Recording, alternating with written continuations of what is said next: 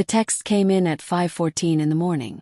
I was standing in the middle of Ramstein Air Base, 60 pounds rucksack still on my back, boots I hadn't changed in 31 hours, the kind of tired that lives behind your eyes. 9 months in Germany. 9 months of early formation calls and field exercises and weekends spent watching other soldiers FaceTime their kids. And now I was finally going home. I pulled out my phone the way you do when you've been waiting for something. Not even sure what. Just something. Safe travels.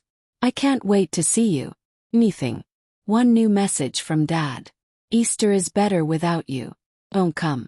I read it once. Then again. Then I typed back exactly one word. Understood. Then I sat down on a concrete bench, opened my laptop and started filling out paperwork. Within 48 hours there were 7 missed calls on my father's phone. One of them came from a lawyer. Not his. And everything he'd spent 4 years quietly building behind my back began to come apart. My name is Delaney Fisher. I'm 28 years old, and I'm a sergeant in the United States Army. This is the story of the last time I let my own family use my loyalty like a tool they could pick up and put down whenever it suited them. If you're watching this, please subscribe and let me know where you are watching from. Now let me take you back to where this family drama actually began.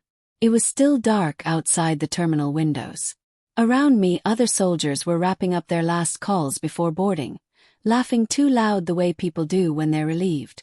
One guy 2 rows down had his phone propped against his knee, his daughter's face filling the screen. Both of them crying in that specific way where neither of them would admit it. I watched him for a second, then I looked back down at my phone. No missed calls. No voicemails. Not even a text from Tyler asking what time my flight landed. I told myself it was fine. They knew I was coming. I'd sent the travel itinerary 3 weeks ago. Arrival time. The whole thing. Maybe the time difference threw them off. Maybe they were busy with Easter prep. Maybe Grandma Patty was having a rough morning and nobody had a free hand. I was still explaining it to myself when I scrolled up and saw Dad's message sitting there like a door someone had quietly locked while I was away. Easter is better without you. Don't come. No explanation. No context. Just that. 9 months away, and that was the first message from home. I set the phone face down on the bench beside me. Breathed once. Picked it back up. Typed my one-word reply. Understood. Then I opened my laptop. Because after 9 years in the army you learn something important. Some battles are won by charging forward. Others are won by getting very quiet. By letting the other person believe they've already won. While you calmly figure out exactly what leverage they didn't realize they handed you. And before I tell you what I did next, you need to understand how my name ended up on that house in the first place. Because that's where this story actually starts. I grew up in Clarksville, Tennessee. Small house. Big yard.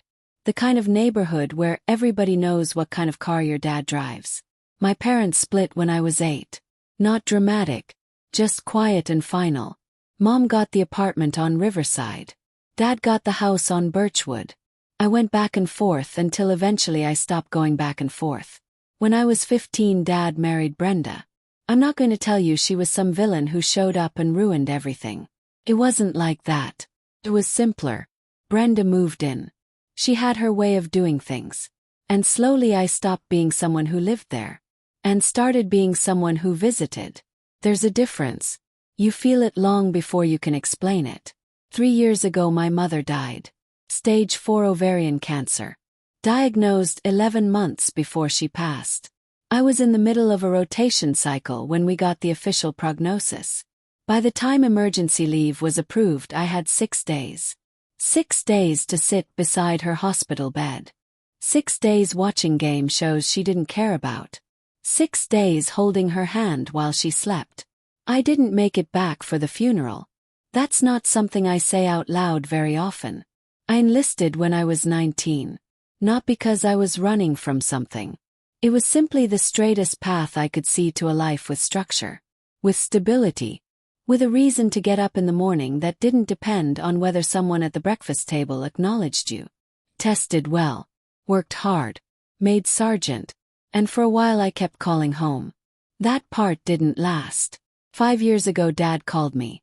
Not to check in. Not to ask how I was. He called because he needed something. He and Brenda wanted to buy a new house. The problem was his credit score. The best rate they were offered was 7.8%. And that would follow them for 30 years. 2 days later, Uncle Roy called.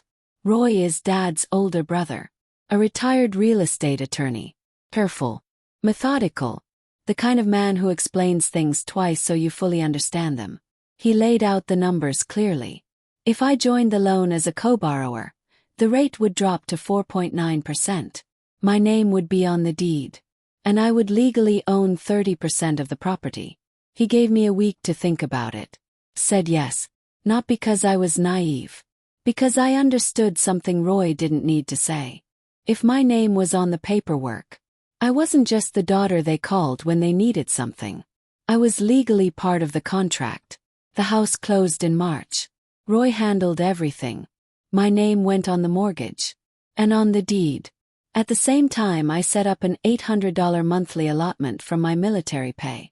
Automatically transferred to the mortgage account. 42% of the monthly payment. Every month. For 4 years. The first year Dad called once to say thank you.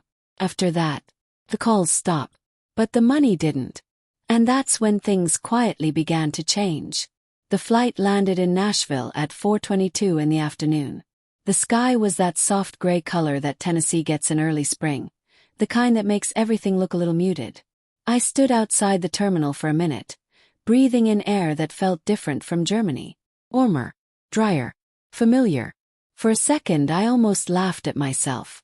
9 months away, and the first thing waiting for me back home had been a text telling me not to come. I pulled my duffel higher on my shoulder and walked toward the rental lot. Because the truth was, I wasn't going home. At least not the way they expected. Uncle Roy lived about 20 minutes outside Clarksville. Same house he'd had since before I was born. White siding.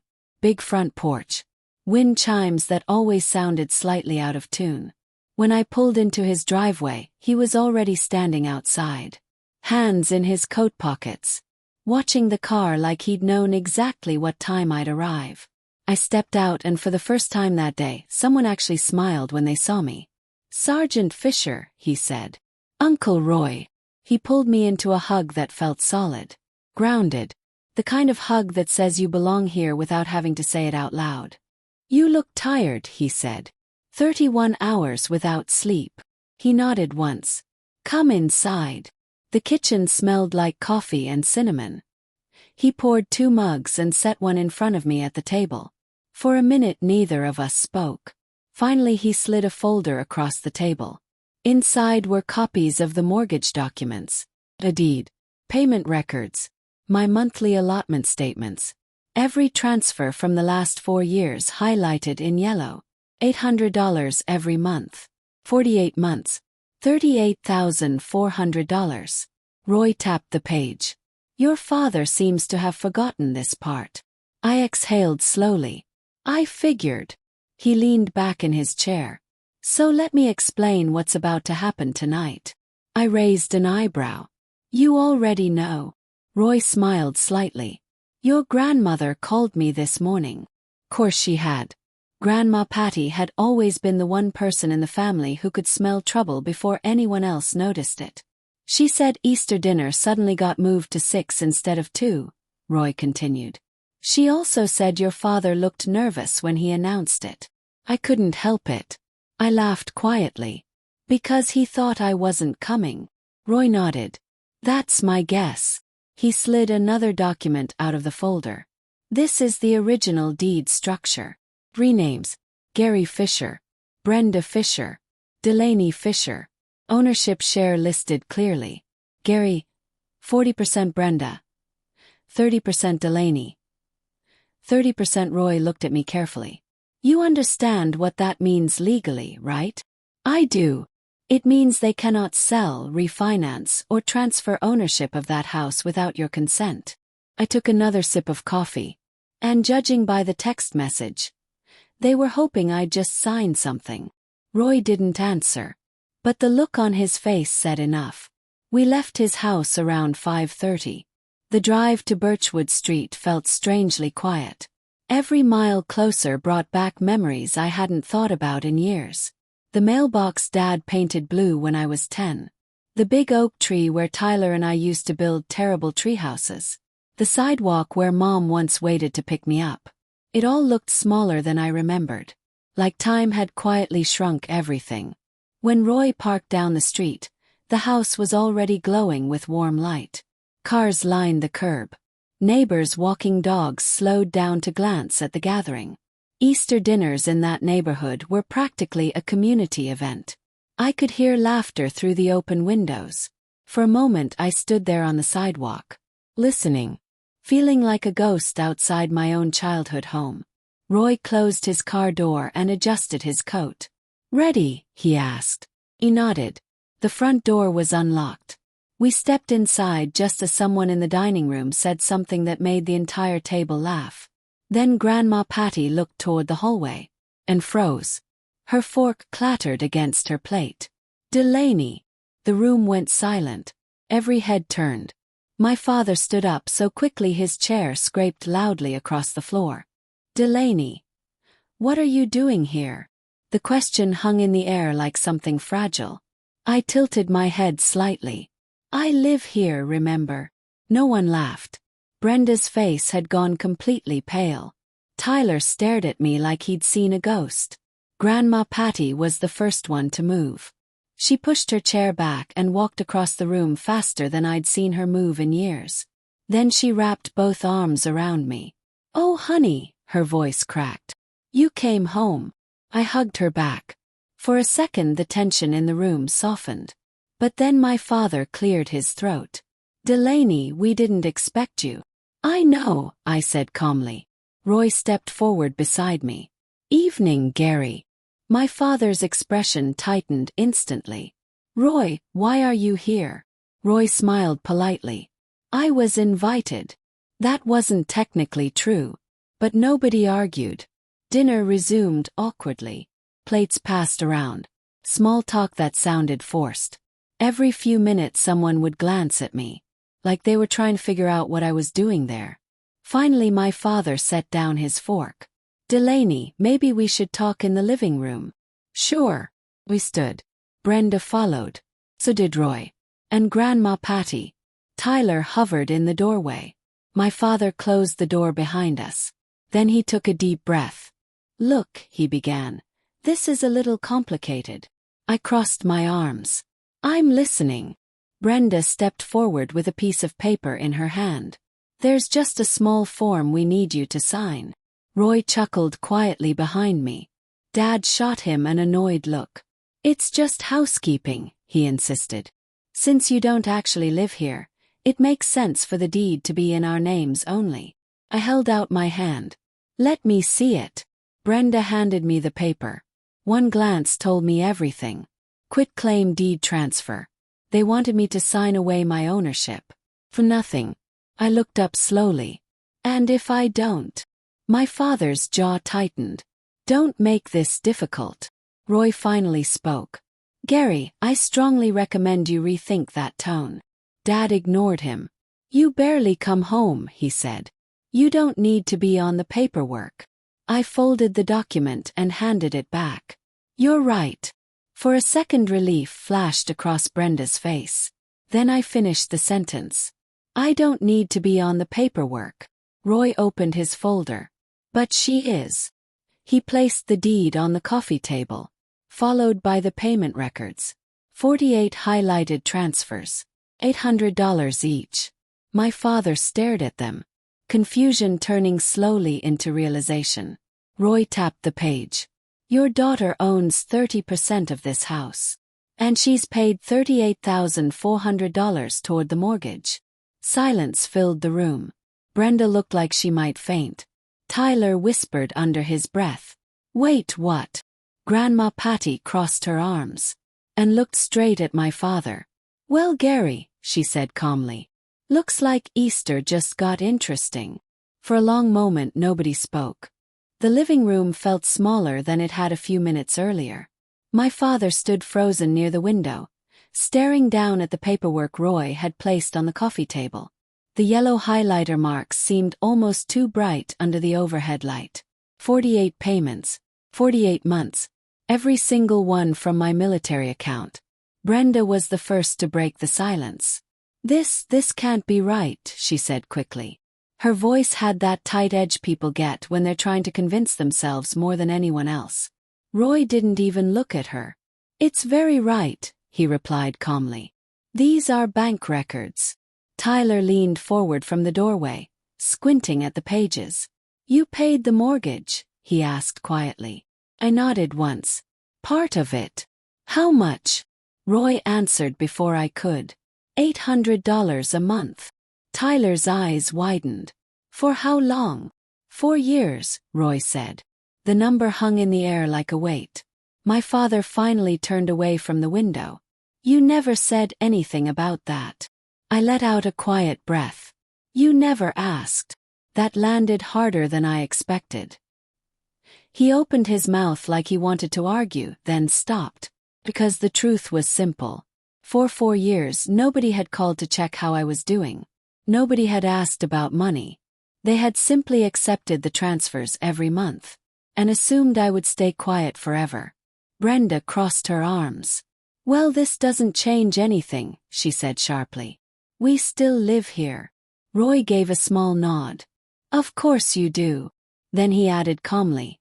But legally speaking, you share ownership. My father rubbed his face with both hands. This is ridiculous. Roy tilted his head slightly. No, Gary. What's ridiculous is asking someone who owns 30% of a property to sign it away for free.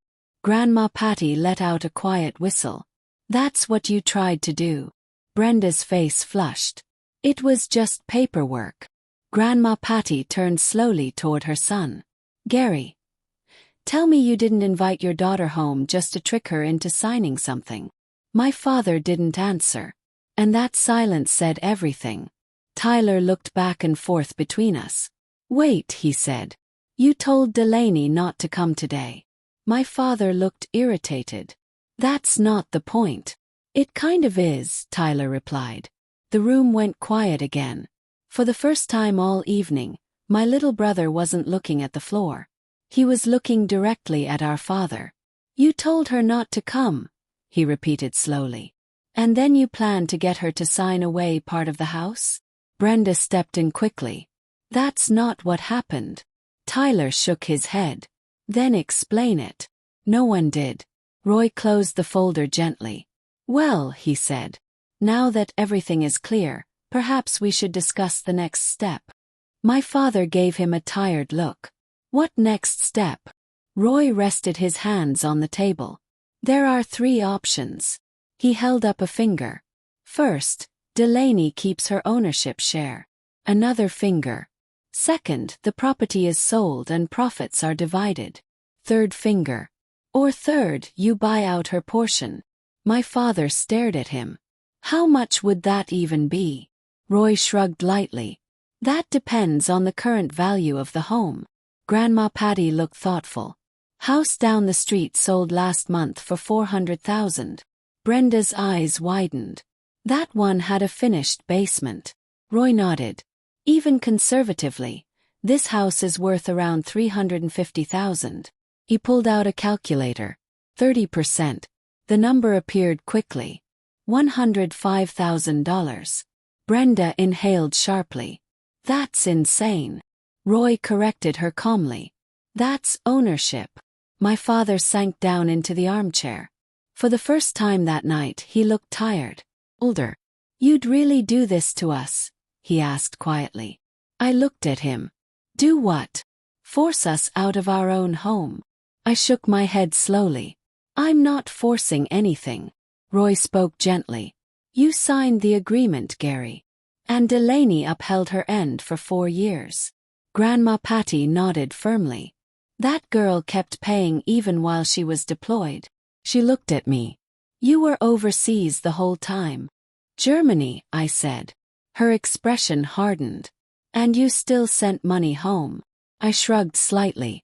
That was the deal. She turned back toward my father. And this is how you repay her. Brenda looked furious now. This is unbelievable. She grabbed the quitclaim paper from the table. We tried to be reasonable. Roy raised an eyebrow. By asking her to give up over $100,000 in equity. Brenda didn't answer. 'Cause there was no answer. Tyler suddenly spoke again. Delaney. I looked over. Yeah. I didn't know about any of this. I figured. He rubbed the back of his neck.